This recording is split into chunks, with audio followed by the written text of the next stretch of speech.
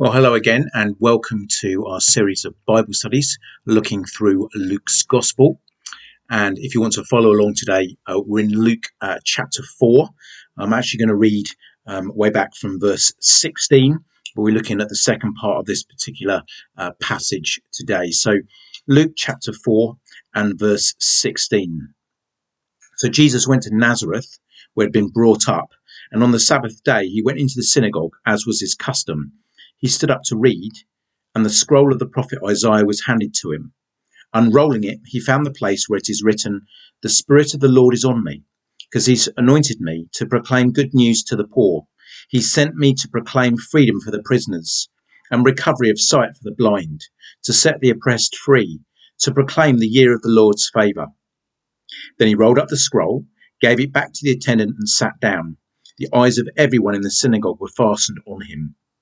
He began by saying to them, "Today this scripture is fulfilled in your hearing." All spoke well of him and were amazed at the gracious words that came from his lips. "Isn't this Joseph's son?" they asked.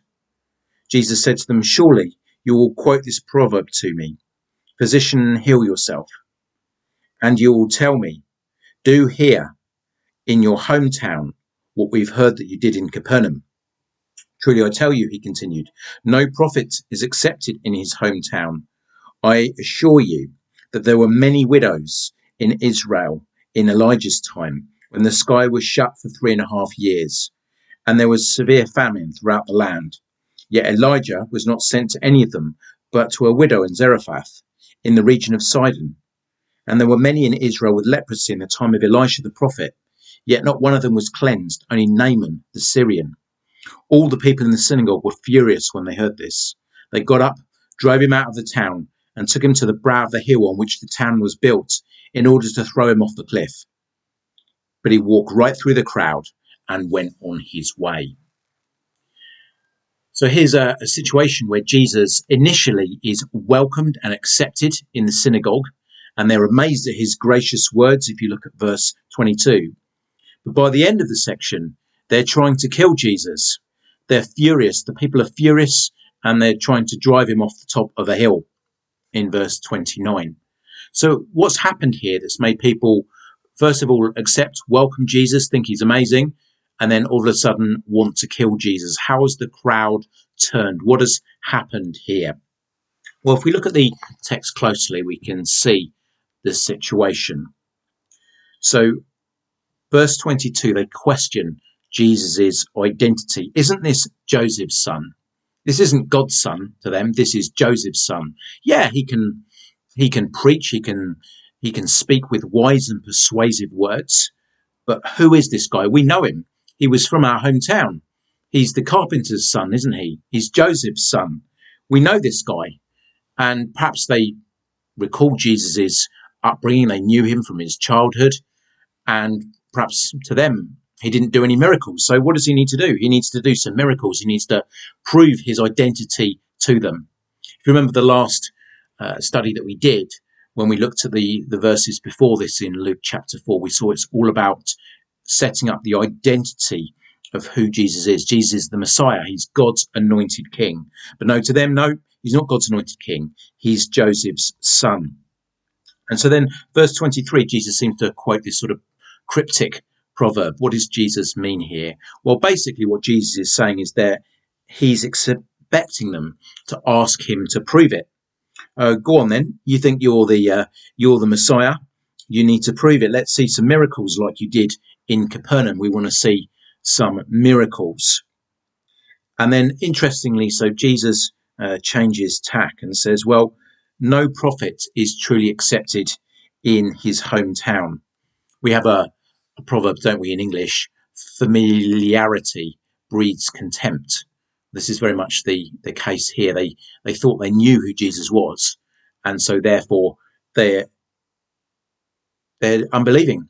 They doubt that he is who he says he is. They know him better than he does, so they think. But then Jesus, verse 24, again, goes to the Old Testament here. So begins with "Truly I tell you," which is the word Amen that comes into English, obviously, which means, I solemnly tell you, here's a truth. I'm going to solemnly tell you a big truth here. So Jesus is making it very clear that this is a solemn truth. You need to pay attention to this. So verse 24, no prophet is accepted in his hometown. And then he gives some examples here from the Old Testament, from the time of Elijah and Elisha.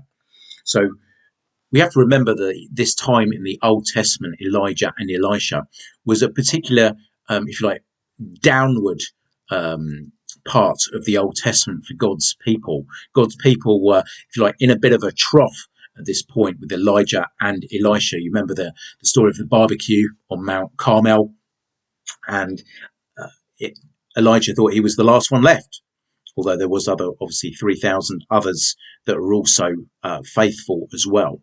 But it was a time of what you might call spiritual declension, or spiritual dryness within the people of Israel. And so what happens is God's mercy, rather than being on God's people, the people of Israel, goes elsewhere. It goes to this widow who's in Sidon. So Sidon was one of the countries around, a Gentile, non-Jewish nation. So this widow benefited from God's mercy. And then you've got the other story, which is 2 Kings chapter 5, which is the story of Naaman the Syrian, who was almost the sort of the prime minister of Syria. Again, Gentile, non-Jewish nation, yet had leprosy, and he was healed by Elisha the prophet. And so God's mercy, having been rejected by God's own people, goes to the other nations around. And this is the thing that gets the fury of the people within the synagogue, that God's mercy is going to go to others and not to them. You can see almost their national pride here coming through with the fact, well, if the Messiah comes, well, surely he's going to benefit. The first people who are going to benefit are God's people, the Israelites. Surely this is all going to be great for us.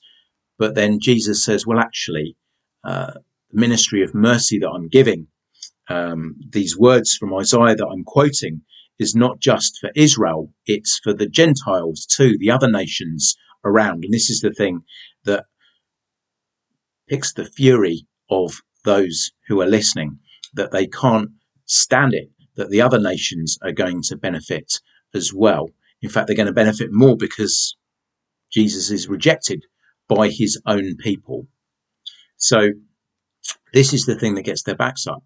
It's their national pride, that they can't stand that actually they might be second best compared to those horrible Gentiles around, those ungodly people. Why should they benefit from God's mercy? Well, that's the whole point of mercy, isn't it? That we don't deserve. Mercy is receiving things we don't deserve. And so that's going to be true of the nations around. And this is a particular focus of Luke's gospel. At the beginning of the gospel, if you remember way back in chapter 1, we looked at one of the themes of Luke's gospel that was going to come up was the fact that Luke is writing to Theophilus, a Greek, a Gentile, a non-Jew. And so very much the emphasis all the way through Luke's gospel is how those outside of the expected community, God's community, the Jews, received God's mercy. So we're going to see all sorts of outsiders as Jesus goes around, does miracles in the countryside, etc., goes to the towns. We're going to see that a lot of those ones that are picked upon by Luke and mentioned in his gospel are the ones for the Gentiles, the non-Jews. Why? Because that's the audience that he's writing to. He's writing to Theophilus, remember, the Greek, who's a non-Jew. So again, he's assuring him that God's mercy is for everyone, not just for the Jews, it's for everyone. And that means the non-Jewish Gentile people who are around at the time.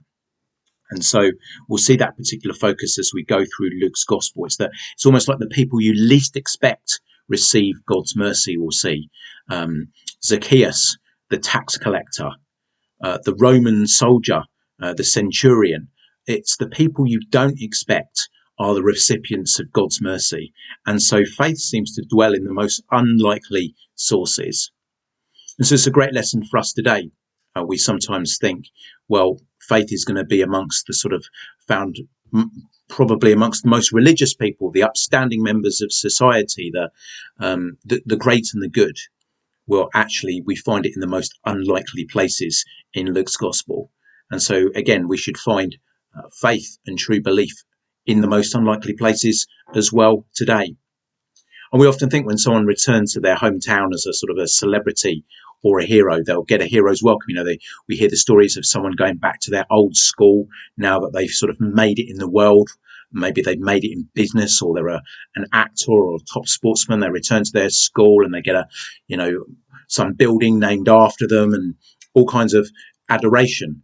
But we find absolutely the opposite here from Jesus. When he returns to his hometown, he is rejected. And we'll see this pattern of Jesus' ministry repeated again through Luke's gospel. Jesus' ministry is often rejected, and we shouldn't be therefore surprised if Jesus was rejected and went before us, that we too as Christians are sometimes going to be rejected for our faith. And if we follow Jesus, we'll end up with a similar type of rejection. People may not like us, as they didn't like Jesus here, even in his own town. The people who knew him best rejected him. And so therefore God's mercy, as we'll see in Luke's gospel, goes elsewhere. In the rest of Luke's gospel, we never hear of Jesus returning again to Nazareth. And so the likelihood is he probably didn't. They had an opportunity to hear the message and believe, but they rejected Jesus. So how do we do when we hear the message of Jesus? Do we accept it, or do we reject? There's no sitting on the fence here. There's no grey areas. We either accept the message of Jesus that he is God's anointed king, or we reject it and God's mercy goes elsewhere.